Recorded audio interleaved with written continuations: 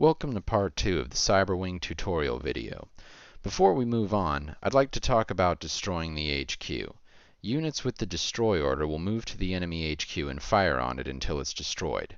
When this happens, that team will win the game.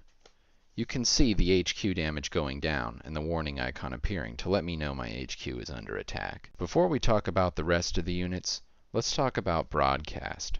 Broadcast allows you to issue the current order to multiple units at once.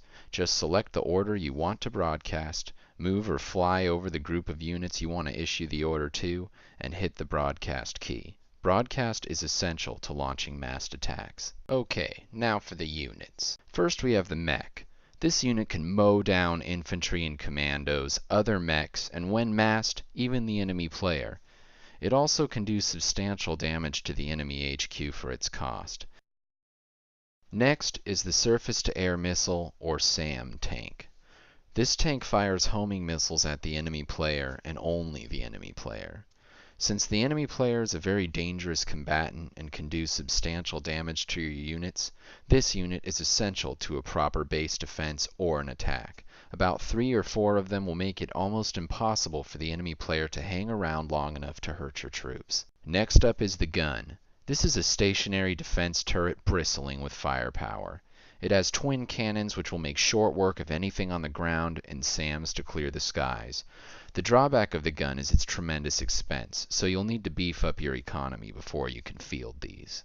The next unit is the tank. The tank is the master of land combat and can easily destroy any other unit on the ground except for another tank.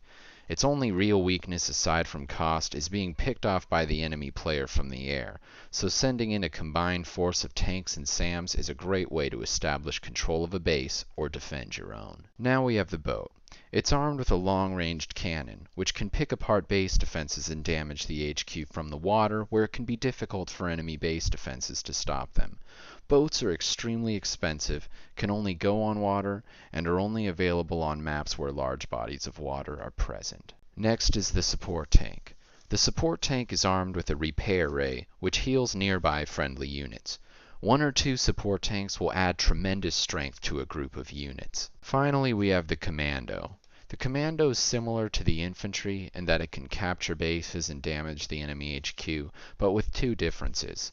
First, they can move over hills, cliffs, and even underwater, and second, they're more expensive and take longer to build. Now let's talk about economy. It's pretty simple. There's only one resource and it goes up over time on its own. I've been using the term base to refer to the bases in the game, but there are actually 2 types of bases. They do the same thing, except for how they affect your economy. There's factories, which increase the rate at which you gain resources, and refineries, which reduce your build time. Factories and refineries combined allow you to roll out massive armies much more quickly, but the order in which you capture them is a key part of your strategy. Well, now you have all the information you need to be an effective Cyberwing player. You'll need to actually get in some practice on the core skills of the game.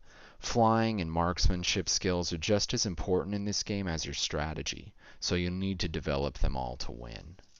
Thanks for watching, and I hope to see you in the game soon.